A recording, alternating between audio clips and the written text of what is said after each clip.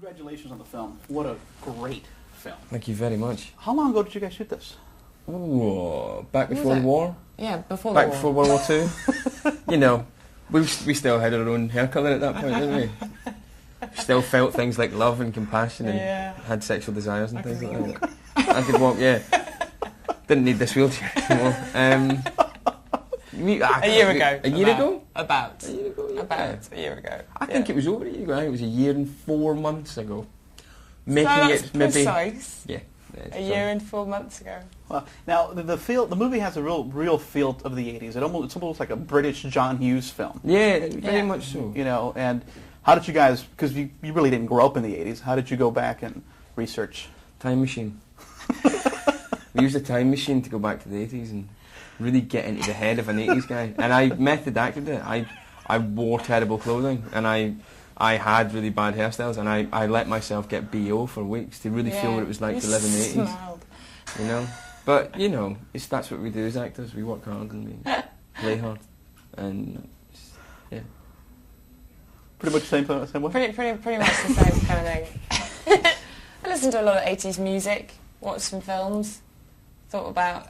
I don't know, I don't think it's something that you really have to tap into much. I mean, I know that we didn't grow up in the 80s, but everyone sort of knows about it. It's quite a kind of famous period in terms of clothes and culture, and, you know, it's something that we're all... And even when we, you know, turned old enough to start watching films and stuff, the comedy films and the kids' films were the films of the 80s, certainly for me anyway. They were kind of, you know, those John Hughes films and stuff like Big and all those kind of films. Films like... Which we've got a lot to owe, those kind of films. The Sure Thing and the Brat Pack movies and the film that I always forget the name of, but I love the film so much with Andrew McCarthy and Rob Lowe, where Andrew McCarthy ends up falling in love with Rob Lowe's mother. I can't remember what it's called. Is it Case? Is it Close? Is it? Can't remember what it's called. But that was, weirdly, even though I can't remember the name of that film, it was hugely integral to my performance. Everything's owed to that film that you can't remember the name of. Yeah, entirely, it's very true. I'm obviously a liar. And it was just that thing of, you know, it is set in the 80s, but it's not just set in the 80s. It does adhere to the sensibilities of an 80s movie, you know? And I really like it because of that. Yeah, yeah. Now, you guys are staying really busy. You're since Scotland. It seems like you're everywhere now. Has your career changed a whole lot in the last, you know, year? In the last 6 months, I've not done anything. I've just taken time off and farted around, really. But so yeah, it's changed for that reason. I suppose I've had the security to be able to take some time off for the first time ever. But I'll wait and see once I start working again. I don't know. I don't go to all the flash things, and I don't really go to do's and fancy gigs and free wine and cheese functions. So I don't really feel like much has changed. But I am getting offered nice jobs. So that's nice. When you Yeah, pretty much the same actually. Again, sorry, that's really boring, isn't it? No, the same kind of answer. You know, what she said. What he said. Yep. Generally. Copy. The first 10 minutes of the film, you really get an idea that this movie is a really well put together film. When you guys read the script, the first few pages, was it quite evident which way this film was headed? Yes, I think. To say again, I'm not sure that I didn't get the question properly. Let me hear that again. When you guys read the script, did you guys get a pretty good idea? Because it's really a nice movie, like really well put together film.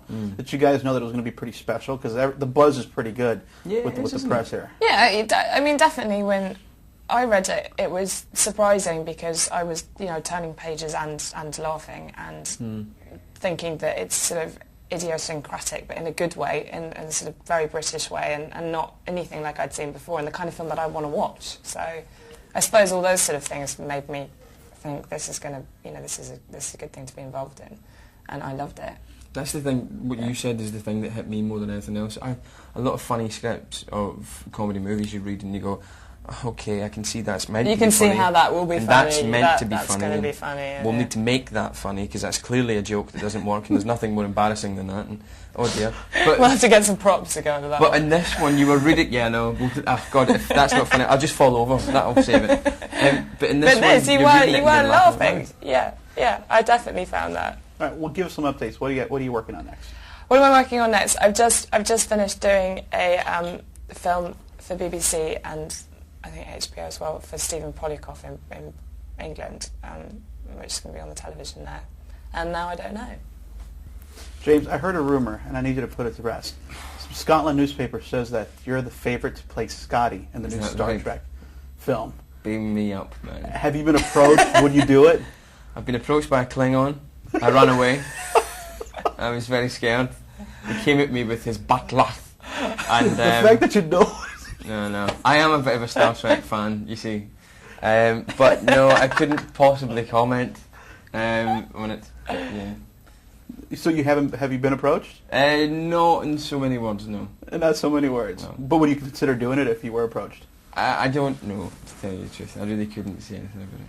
But it's just, I'm a Star Trek geek, fanatic, so anything talking about... I mean, I could cry just now talking about this, right? But I'm not going to, because I'm saving that for a chat show. I just think... no, I don't know anything about it. Good deal. Thanks, guys. Thanks very much. Cheers. You.